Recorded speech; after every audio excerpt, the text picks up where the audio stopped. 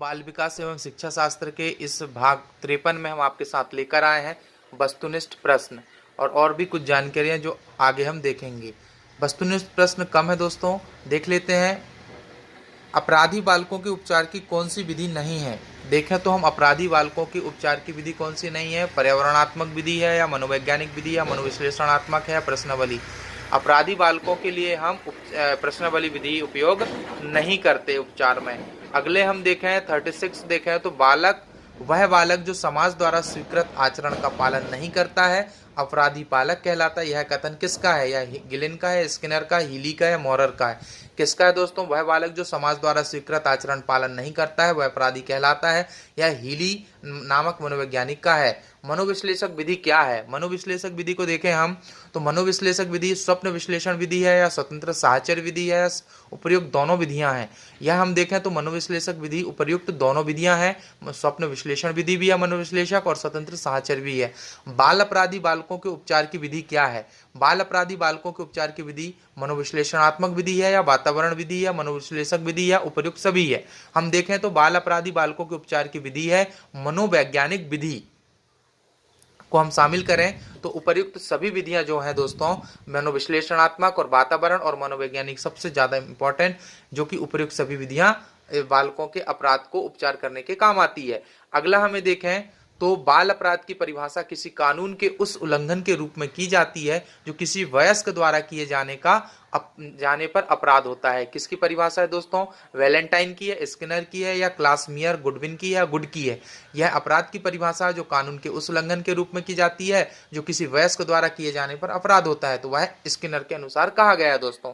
अगला जो प्रश्न हमारे सामने है दोस्तों, किसने कहा है कि अनुवांशिक लक्षण किसने कहा है कि अनुवांशिक जो लक्षण है अपराधी प्रवृत्तियों को प्रोत्साहित करते हैं? अनुवांशिक जो होते हैं दोस्तों वो अपराधी प्रवृत्तियों को प्रोत्साहित करते हैं। यह वैलेंटीन ने कहा, स्किनर ने कहा, गुड ने कहा, क्लासमियर ने कहा।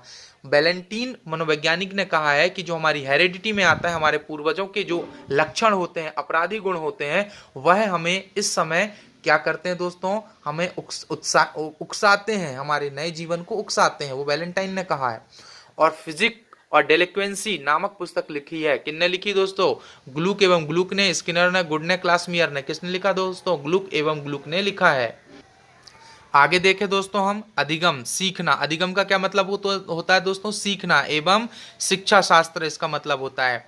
बच्चे कैसे सोचते हैं और सीखते हैं? बच्चे शाला प्रदर्शन में सफलता प्राप्त करने में क्यों और कैसे असफल होते हैं इसके बारे में पढ़ेंगे हम। शिक्षण और अधिगम के बारे में पढ़ेंगे और इसकी मूलभूत प्रक्रियाएं क्या हैं बच्चों के अधिगम की रणनीतियां क्या होंगी, अधिगम एक सामाजिक प्रक्रिया के रूप में और अधिगम का सामाजिक संदर्भ के बारे में हम यहाँ पर देखने का प्रयास करेंगे दोस्तों। तो सबसे पहले आज जो हम अध्ययन करने वाले हैं दोस्तों शिक्षा शास्त्र मनोविज्ञान में हम देखेंगे विद्यार्थी किस प्रकार अध्ययन में अच्छा उपलब्धि प्रदर्शन कर सकते हैं। क्या देखेंगे दोस्तों? हम आज देखने का काम करेंगे कि विद्यार्थी किस प्रकार अध्ययन में अच्छा उपलब्धि प्रदर्शन कर सकते हैं। तो स्टार्ट करते हैं दोस्तों। छात्रों में अध्ययन की आदत को विकसित किया जा सकता है। क्या कर सकता है दोस्तों? किया जाना चाहिए। और छात्रों में अध्ययन की आदत को विकसित किया जाना उनके व्यक्तित्व के लिए तो आवश्यक है ही, लेकिन साथ ही भावी जीवन के निर्माण के लिए भी बहुत अति आवश्यक है। उनके संपूर्ण जीवन के लिए शिक्षा का जो निर्माण करना है विद्यार्थी में, यह बहुत बहुत बहुत ज्यादा जरूरी है। क्रोक नामक मनोवैज्ञानिक के अनुसार छात्र चाहे वे तीसरी कक्षा के बच्चे हों, हाई स्कूल के विद्यार्थी हों या कॉलेज के छात्र हों, बहुधा अध्ययन की प्रभावहीन आदतों का प्रमाण देते हैं। अध्ययन की प्रभावहीन आदतों का प्रमाण देते हैं। वह पढ़ना नहीं चाहते हैं, फिर भी हम उनको पढ़ने के लिए प्रेरित करना ही चाहिए। अध्ययन की प्रभावशीलता के बारे में हम जानने का प्रयास करें।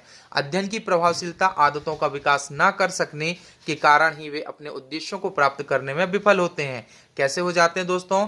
जो छात्र अध्ययन की प्रभावशाली आदतों का विकास नहीं कर सकते वे कारण क्या होता है, अपने उद्देश्यों को प्राप्त करने में असफल हो जाते हैं। वटरबैक नामक मनोवैज्ञानिक ने कहा है कि उनकी विफलता का गहन अध्ययन करने के उपरांत उनके 4 प्रमुख कारणों का उल्लेख सामने आता है। बालक क्यों पिछड़ जाते हैं, अपने उद्देश्य को प्राप्त नहीं कर सकते हैं। छात्र कम अध्ययन करते हैं, पहला कारण ये होता है। छात्र अपने अध्ययन के उद्देश्य से अनभिज्ञ होते हैं, दूसरा कारण ये होता है कि छात्र जो भी अध्ययन कर रहा होता है उसको उद्देश्य नहीं मालूम होता है और वह अध्ययन करते जाता है। छात्र अध्ययन की जाने वाली विषय सामग्री को संक्षेप में नहीं लिखते। छात्र जो भी अध्ययन करता है उसका शॉर्ट नोट नहीं बनाते हैं जिससे कि वो जल्दी से रिवीजन कर सके।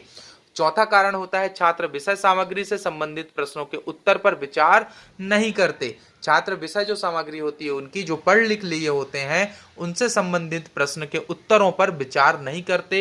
उन पर विचार नहीं करने का कारण ये होता है कि उनके प्रश्न सामने आने पर दोबारा वह बनते नहीं हैं। जो छात्र अपने अध्ययन में सफलता प्राप्त करते हैं वे साधारणतः अकेले अध्ययन करते हैं या अध्ययन की किसी निश्चित विधि का अनुसरण करते हैं।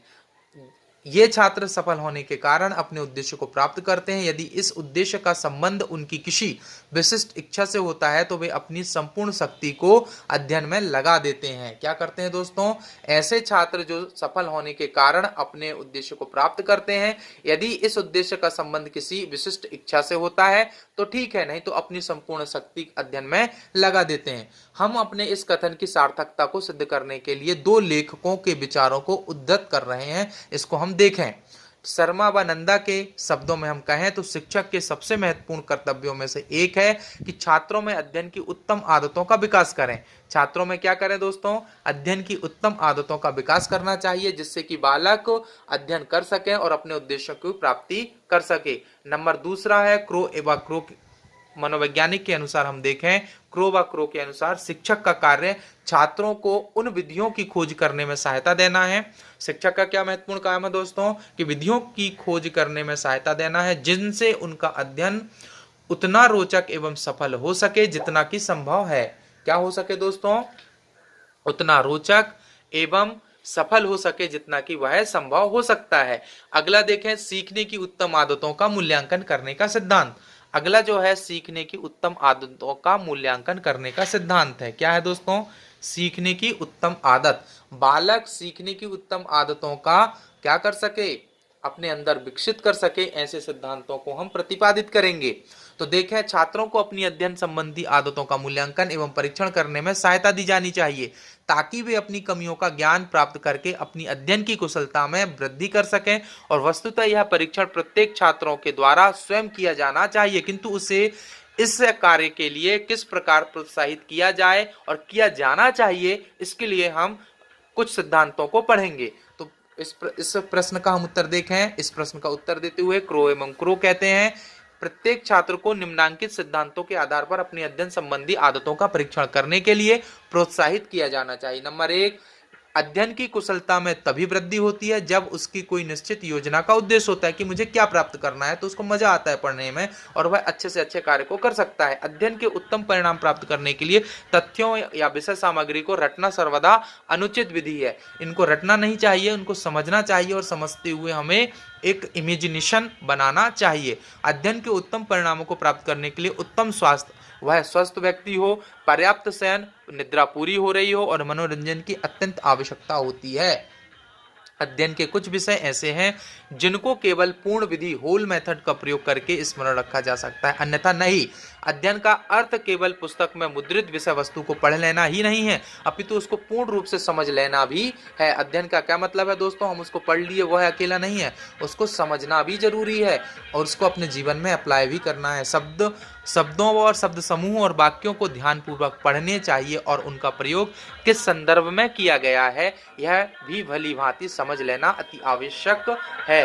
अगला हम देखें दोस्तों, अध्ययन की सामग्री विभिन्न कक्षाओं एवं अवस्थाओं छात्रों के लिए विभिन्न होती हैं।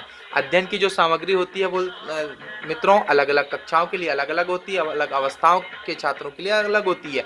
अतः जैसा कि क्रो व क्रो मनोवैज्ञानिक ने परामर्श दिया है कि छात्र की अध्ययन की विधियों और आदतों को परिवर्तित होने वाले अधिगम के विषयों, प्रयोजनों एवं वांछित परिणामों के अनुकूल बनाना आवश्यक है। अगला जो हम देखें दोस्तों, सफलता प्राप्त करने हेतु अध्ययन की उत्तम आदतों का विकास करने के उपाय कौन कौन से हैं। उपायों को देखेंगे अगले वीडियो में हम। सफलता प्राप्त करने हेतु अध्ययन की उत्तम आदतों का विकास करने के उपाय। तो दोस्तों हमारे चैनल को लाइक करें, शेयर करें, सब्सक्राइब करें और अंत में आपके अंदर बैठे परमात्मा को प्रणाम करता हूं। मेरा प्रणाम स्वीकार करें। धन्यवाद। संबंध में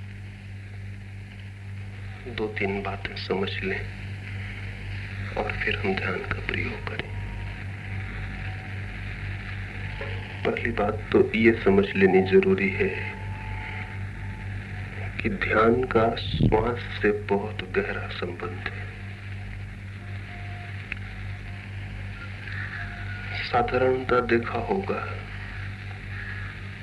क्रोध में श्वास एक प्रकार से चलती है, शांति में दूसरे प्रकार से चलती है। काम वासना मन को पकड़ ले तो श्वास की गति तत्काल बदल जाती है,